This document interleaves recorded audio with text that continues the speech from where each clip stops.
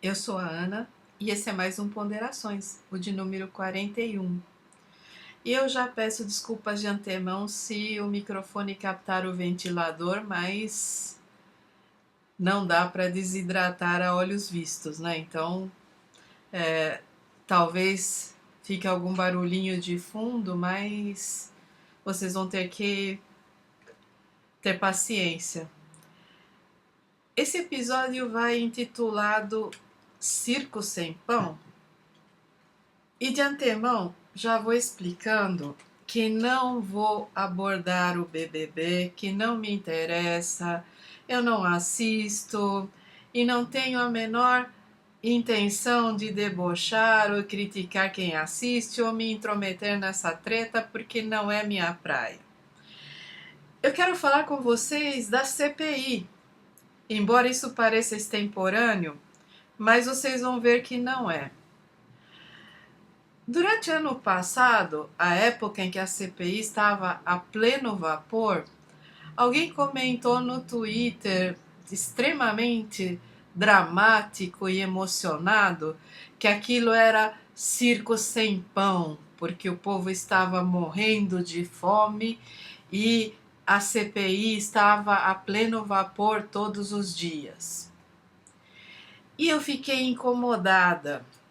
E eu fiquei muito incomodada. Não que eu não goste, de vez em quando, de ter uma abordagem dramática ou de escrever um texto mais contundente. Mas o Twitter tem dessas coisas que não passam de meras frases de efeito e que, se a gente começa a decompor, há muito a se criticar. E eu começaria com a questão do pão. Porque, de fato, a escalada da fome nos atacou da maneira mais impiedosa. E eu digo nós, a sociedade brasileira, porque a maioria de nós que tem um computador para estar na internet não necessariamente está no mapa da fome. Nós podemos estar passando algumas dificuldades econômicas, existem pessoas que estão tendo até privações, mas quem está no mapa da fome não está no Twitter e muito menos assistindo a CPI. Então, para mim, já começa por aí. E a outra questão é a do circo, porque há uma interpretação popular da expressão panis et circenses, que é a política romana de manter o povo relativamente alimentado e fornecer diversão a preços módicos ou até gratuitamente para poder manter a população sob controle, que não se aplica à nossa sociedade. Porque na sociedade romana, a política do pão e circo só era possível porque existia escravidão e porque existia a legião romana. Sem a escravidão, sem todos aqueles prisioneiros de guerra e pessoas capturadas nos países invadidos, não haveria quem fizesse o trabalho. E então o povo não ficaria ocioso pensando no que fazer e não precisaria do circo. Sem a legião, sem aquele regime altamente militarizado em que qualquer cidadão era obrigado a prestar um serviço militar de mais de uma década, para dizer o mínimo, você não teria a sociedade romana do modo como ela se formou. Então, o pão e o circo fazem sentido naquela sociedade. Na nossa, você não tem estrutura para oferecer o circo. Porque a maioria das pessoas está na rua lutando pelo pão. Não existe um único governo até hoje nesse país que tenha oferecido o pão. Existem ajudas, políticas sociais, mas elas não funcionam se a pessoa não estiver trabalhando, se a pessoa não estiver lutando. Então, vocês entendem que usar essa expressão direto, não, pão e circo, toda vez que o governo patrocina alguma palhaçada para rir de nós, não se aplica. Bom, e circo sem pão, menos ainda nesse sentido, porque as pessoas que estão lá, as pessoas que os rapazes da Galãs Feios e o pessoal do Twitter tão apropriadamente chamava de cracudos de CPI, essas pessoas não são as mesmas que estão na rua lutando por cada pedaço de pão. O público da CPI, aquela pessoa que acordava de manhã, tomava café e às 9h30 sintonizava a TV Senado ou ia para a internet acompanhar em algum canal, ou no Anarcofino, ou na Galãs Feios, essas pessoas, elas têm já, ou elas estavam fazendo home office, ou elas eram funcionários públicos, ou eram funcionários públicos aposentados ou aposentados com algum nível de renda. Mas não eram as mesmas pessoas que estavam tendo dificuldades e nem que estavam no mapa da fome. Então, o Circo Sem Pão é uma construção dramática, é uma construção melodramática, eu diria, inclusive, é uma frase de efeito. Mas a CPI deixa de ser um circo por causa disso? Não, evidentemente não. E eu vou dizer por que eu estou me lembrando da CPI nesse exato momento. Semana passada, o senador Randolph Rodrigues fez gestões para que houvesse uma nova CPI da Covid para abordar novos desdobramentos. O que não foi acolhido. E ainda bem que não foi. Ainda bem que não foi. Primeiro, porque esse é ano de eleição. Não há motivo para que se ofereça vitrine a nenhum senador. Eles têm que ir lá fazer o trabalho deles e não aparecer na TV para se promover eleitoralmente. Esse é o primeiro ponto. O segundo é que a CPI do ano passado, ela recolheu pencas de materiais. Ela encaminhou, alguns inquéritos foram abertos e correm em segredo de justiça, então nenhum de nós vai ter acesso, provavelmente, até ser tarde demais. Outras coisas, o Procurador-Geral da República sentou em cima com aquele bundão imenso dele, como tem feito com tudo o que se refere a esse governo. E até aí, quem somos nós, né? Burro foi o PT que não aparelhou também, né? Mas essa questão é, uma CPI agora seria mais do mesmo. Eu vou refrescar um pouco a memória de vocês, porque a gente vive num mundo em que a informação circula e cada dia tem uma treta nova e cada dia é alguma coisa mais dramática e os números dessa pandemia são esmagadores, então muitas vezes parece que foi um século, né, a CPI. Mas não foi tanto assim. E não foi há tanto tempo assim que muita gente de esquerda estava aplaudindo Omar Aziz. Omar Aziz, golpista de carteirinha, só porque ele sabia fazer uma frase de efeito e espicaçar a base do governo, sendo que em circunstâncias um pouquinho melhores, ele provavelmente estaria na base do governo, porque ele está muito mais próximo deles do que de nós. E esse é um. Outra coisa, aqueles 4 senadores governistas que só falavam abobrinha, que deixavam a gente doente e maluco de tanto ouvir besteira, tinham uma tática nisso. Não apenas eles repetiam todo dia os mesmos argumentos, mas eles falavam rápido, eles falavam sem se permitir serem interrompidos. Para quê? Para depois produzir pequenos vídeos, cortes de 3, 4 minutos e jogar no Zap Zap das tia da igreja, dos tio do pavê. E um parêntese, eu assassino o plural porque quero ser irônica nesse momento.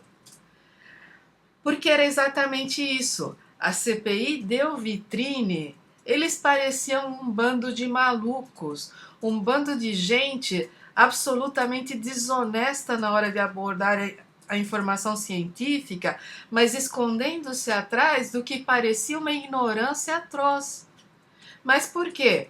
Porque eles conseguiam aqueles filminhos, aqueles cortes rápidos e inundavam essa rede social paralela, se promovendo e promovendo o governo. Na hora em que Randolph, Calheiros e o Aziz falavam, eles interrompiam feito loucos para impedir que o outro lado fizesse a mesma coisa para se promover. Então, a CPI foi uma vitrine para essas pessoas. Além de ser um circo para muita gente assistindo, que de repente conseguia extrapolar do isolamento e do ambiente esmagador da pandemia, vendo os senadores dando baixaria igual ao parlamento sul-coreano, ali só faltou voadora, né? Que era típico. Eu acho que não sei se vocês nos anos 90 acompanhavam o parlamento sul-coreano, mas saía briga de mulher voar no pescoço de homem e dar voadora. Era um negócio absurdo. E foi isso que muitos de nós ficamos assistindo. E eu não vou dizer que eu não assisti a CPI. Eu assisti boa parte, eu assisti picado, vendo nos canais de comentários, às vezes uma sessão que me interessava mais acompanhando, porque, do meu ponto de vista, era uma atividade técnica. Eu estava assistindo e costumo assistir muito material político, porque eu sou de ciências humanas e se eu quero ter uma boa análise de conjuntura, mesmo a minha área sendo a de história, eu tenho que estar ao par desses assuntos. E aí, você vai me perguntar, tá, é um circo. É um circo. Eles fizeram uma vitrine que esperavam tivesse dividendos eleitorais, muito embora relativamente longe da eleição. A base governista tentou colocar seus pontos de vista ali. A chamada oposição, que nem sequer era uma oposição de esquerda, era uma oposição de centro, se é que o centro se opõe a alguma coisa, mas tentou monopolizar alguns temas e tentou sensibilizar a sociedade para algumas necessidades no momento da CPI, especialmente quando os números se tornaram mais e mais dramáticos, quando foram constatados episódios deprimentes e atrozes de barbárie. E se isso virou um circo, talvez fosse, em parte, porque os nossos senadores são lastimáveis. Tirando o Randolph ali, que é o menos piorzinho, a maior parte desse pessoal era caricato, terrível. Até o Otto, que muita gente de esquerda bateu palmas e o cara também não é tudo aquilo, ele tinha o seu quê caricatural. O Humberto Costa, que na maior parte das vezes conseguia ser até sensato, também estava representando o seu papel. Contarato. Me lembraram do Contarato. E também, que é o delegado prende todo mundo, quer dizer, legal quando quem ele quer prender merece ser preso, Mas já que a gente não quer juiz enforcador, também não pode querer delegado que quer prender todo mundo. Vocês estão percebendo que ali cada senador tem uma persona pública que chega às vezes a beirar a personagem, deixa de ser uma persona e vira uma personagem, e é assim que eles se promovem? E as pessoas assistindo, os cracudos, como diria o Marco Bezzi, né? Lá, acompanhando cada piadinha, cada ironia, cada quebra-pau, fazendo os canais do YouTube e o pessoal no Twitter fazendo cortes e jogando as baixarias. Toda vez que tinha uma briga, o corte era feito e era jogado pela internet, todo mundo compartilhava. E hoje, conversando sobre isso, porque eu já venho preparando esse roteiro há muito tempo e eu costumo repassar os meus roteiros com o povo aqui em casa para ver se eles fazem sentido. O Duda, meu marido, virou para mim e falou: só que tá escapando o principal, que existia um circo, mas os palhaços éramos nós, o espetáculo éramos nós.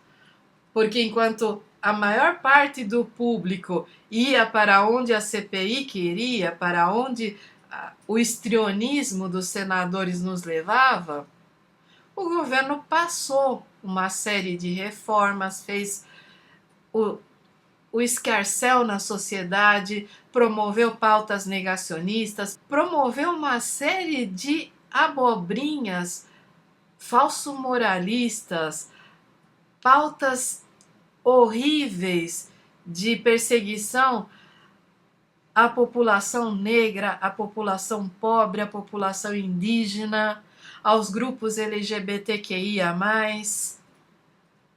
à esquerda como um todo.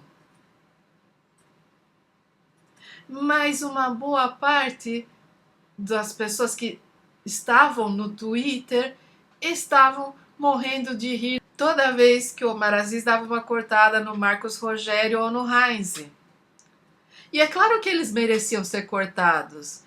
O Girão também, uma abobrinha pior que a outra, um absurdo. E não eram só eles, havia mais gente ali falando todo tipo de barbaridades. Mas a gente tem que pensar que cada cortada daquelas era milimetricamente pensada para gerar esse efeito em nós. No final, como diz a minha filha, eles iam todos tomar seu cafezinho, seu whiskinho nos melhores restaurantes de Brasília ou na cafeteria do Congresso. Porque é assim que funciona a política, porque é assim que esse nosso presidencialismo de coalizão, em que a governabilidade vale tudo, funciona. Não adianta criticar a esquerda quando a esquerda realiza uma aliança espúria, porque todas as alianças são espúrias nesse sistema. É o sistema que é espúrio. Se você vai engolir a isca com o anzol e a chumbada junto, então pelo menos engula para todo mundo. Não fique criticando esse ou aquele e fechando os olhos para os outros, porque todos eles estão na mesma. Todo esse sistema é espúrio. O circo acontece com a nossa conivência. O circo não estaria lá se não houvesse público. A CPI não teria se prolongado por meses e meses se o Twitter não tivesse lhe dado uma audiência imensa, e o YouTube também.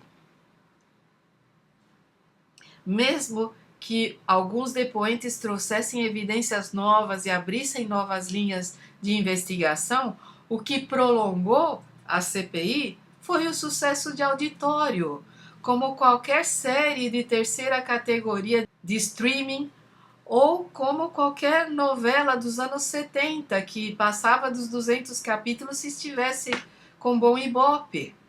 Quer dizer, a CPI se prolongou porque havia público e porque o público era interativo. Nossa, e o tanto de gente que comemorava toda vez que Renan Calheiros puxava o celular e falava: estou recebendo aqui o feedback dos internautas, os internautas estão me avisando isso e aquilo.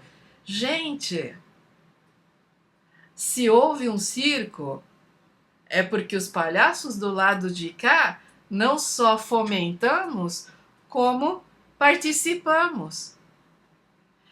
Enquanto as pessoas entravam cada vez mais no mapa da fome. Então eu creio que precisa, esse ano eleitoral, esse é o meu primeiro vídeo do ano, e eu espero que esse ano eu consiga me manter inteira e produzir mais material, até porque o canal tem aqueles apoiadores fiéis que são gente fina pra caramba e que eu agradeço de todo o coração e que merecem que eu poste mais material.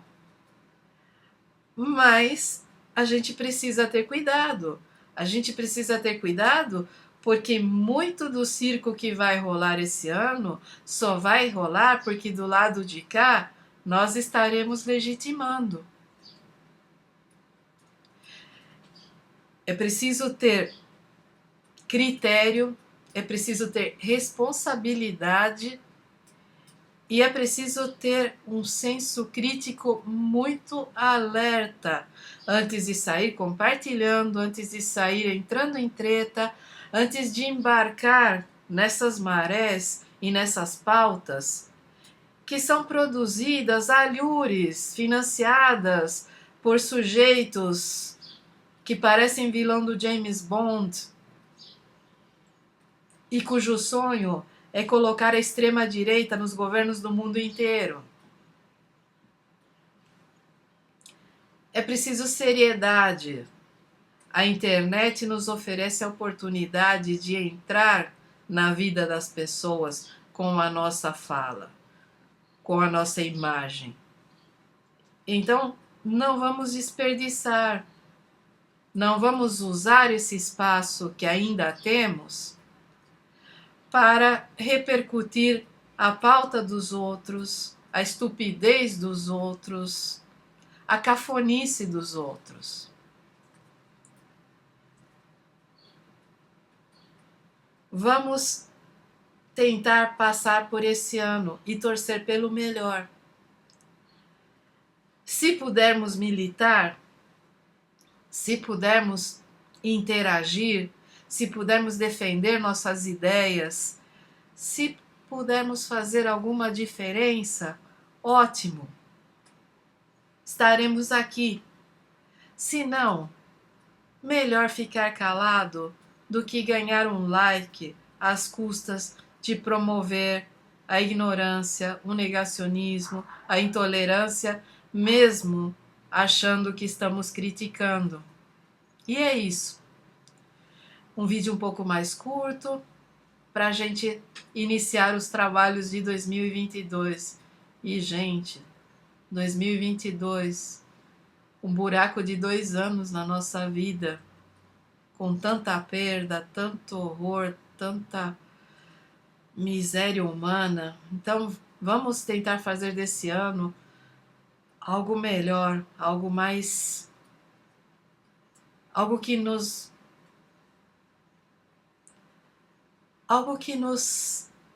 traga mais orgulho de sermos seres humanos. Algo que nos puxe menos para a barbárie e para esse mundinho ordinário que nos cerca. E é isso. Cuidem-se muito, tomem vacina, quer dizer, eu já tomei as 3, se aparecer uma 4ª eu vou tomar, e quando a da gripe voltar também vou tomar. Usem máscara, usem álcool gel, lavem as mãos o tempo todo, não aglomerem. Se a sua saúde mental depende de você estar caindo de bêbado em um bar, Poxa vida, né? Então procure pelo menos um bar onde as pessoas tenham um mínimo de discernimento. Se for para aglomerar, não aglomere. Aguente mais um pouco. Você acha que a nossa saúde mental também não está um caco? E é isso. Até a próxima.